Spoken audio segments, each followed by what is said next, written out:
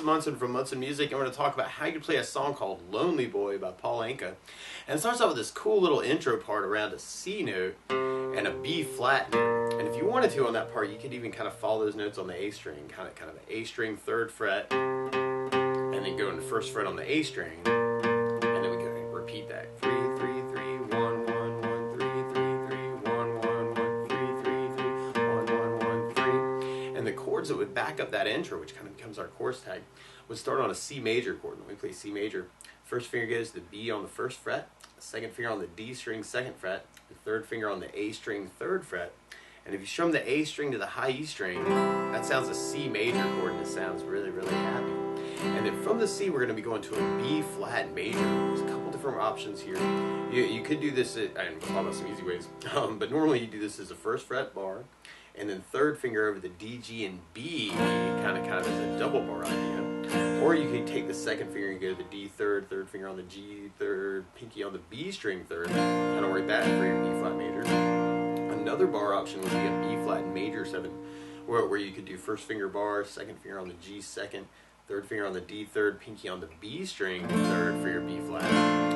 Or you can make a smaller B flat major, where you do 1st finger on the high E on the 1st fret, 3rd finger on the G 3rd, pinky on the B string 3rd, kind of work that for your B flat major. Or you could add the 2nd finger in on the D 3rd fret, or you can make it a B flat 5 power chord.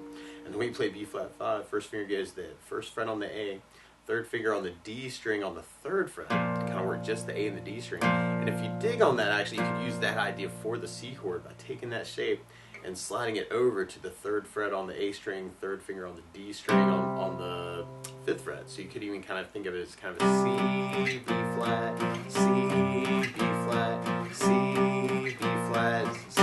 So kind of doing 3 downs on each one, kind of a 1, 2, 3, 1, 2, 3, 1, 2, 3, 1, 2, 3, 1, 2, 3, 1, 2, 3, 1. It's kind of that intro hit. Or you could work it as kind of a down idea with the chords too, kind of a C, 2, 3, D flat, C, B flat, C, B flat, C. Or if you're quick enough, you could kind of get a down, down, up to kind of work for each chord.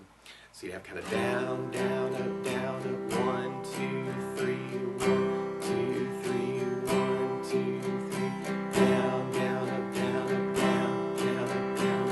So we try it that way. You'd have C, down, up, B flat, C, B flat, C, B flat. And then we kind of have that C hit. Da da da, and then we come in on our verse part. And on our verse, we start out on our C major and the B flat, and then we go back to C and another C, but then we go to a G major chord. When we play G major, 1st finger goes to the A string on the 2nd fret, 2nd finger on the low E 3rd fret, 3rd finger on the high E string 3rd fret. And if you strum all those together, that sounds a G major chord, and it sounds really happy. Now you may also want to think about putting the 3rd finger on the B string 3rd, pinky on the high E 3rd, and kind of working that for your G major. Or if you're digging on the power chord idea, you could make this a G5 power chord, where you do 1st finger on the low E 3rd, 3rd finger on the A string 5th for a G5 power chord. And then from the G we go to an F major chord. When we play F major, normally you do this as a 1st fret bar. We'll talk about some easier options too. But then 2nd finger on the G string, 2nd fret, 3rd finger on the A 3rd, pinky on the D 3rd. If you strum all those together, that sounds like an F major bar chord. But if you're just starting out, a good substitute for that can be F major 7, where you do the 1st finger on the B string 1st fret, 2nd finger on the G 2nd, 3rd finger on the D string 3rd. And if you strum the D string to the high E string, that sounds an F major 7 chord, and it sounds really groovy, happy. Now another option would be doing the F5 power chord, where you do 1st finger on the low E 1st fret, 3rd finger on the A string 3rd fret for the F. And you could even kind of work that same idea we were doing on the intro between the G and the F for that idea. G, 2, 3, F, G, back to C, B flat, C. So you may kind of dig on that. Or you may want to think about an F major 13, where you do 1st finger on the G 2nd, 2nd finger on the D 3rd, 3rd finger on the B string 3rd, pinky on the high E string 3rd is kind of an F major. So you could kind of work the D string to the high E for that, and that might make that change a little bit easier to get from the G to the F back to the G. And actually you could even kind of work that same idea sort of for the C and the B flat by using a C major 9, where you do 1st finger on the D 2nd, 2nd finger on the A 3rd, 3rd finger on the B 3rd, pinky on the high E 3rd, for your C major. And randomly, you could almost kind of take just the first finger and go to the A string first fret and kind of work that. Kind of from the A string to the high E string is kind of your B flat. You got the kind of B flat in the bass. It's almost like a little drone on G, kind of D's and G's above that. So C, B flat, C major 9, B flat. So you want to think about that too. That might be kind of a cool option too. So we tried our verse with our strum patterns. We'd have kind of that C, B flat, C, G, F, G. That might be kind of cool there too. G, F, G, C, B flat, C, C, B flat, C, G, F.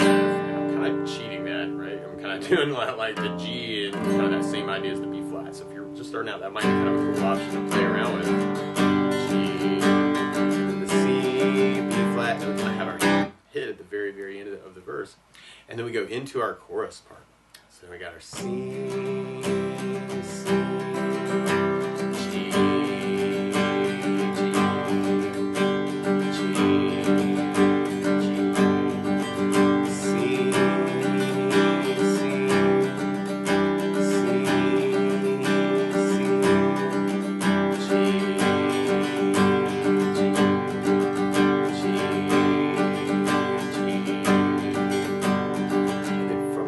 right into our intro part is kind of our chorus tag, kind of C, B flat, C, B flat, C, B flat, and then a C hit to set us up for our next verse. Now, one other thing I think about adding to this song though is bass notes, and a lot of times on that first down of the down, down, up, down, we're gonna you can get the bass note in for the chord. So on the C, you'd have the A for the bass. On the B flat, you'd have the A for the bass. If you're doing the bar B flat. On the G, you'd have low E for the bass. And on the F bar, you'd have low E for the bass. On the F major 7, you'd have the D for the bass. And on the F major 13, you'd have the D for the bass. So we could kind of work it as kind of a bass down, up idea. Kind of that C with an A bass, B flat, C, G, F, G, G, F,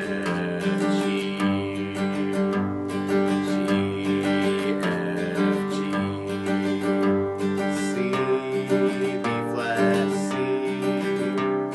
C, B flat, C, G, F, G, G, F, G, C, B flat, C hit to set us up for our next chorus. So we tried the chorus with basses. We'd have this C,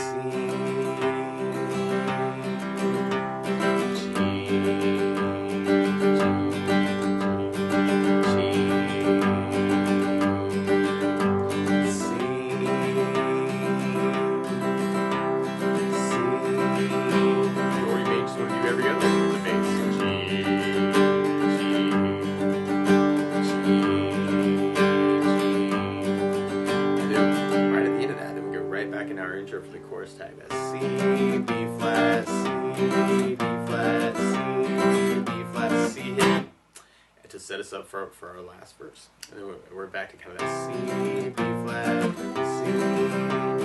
G, F, G,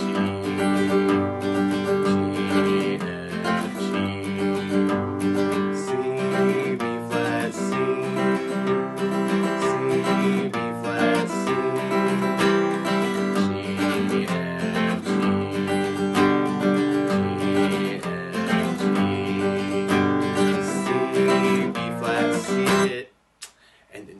from there, then we go into our next chorus. So we have our C, G,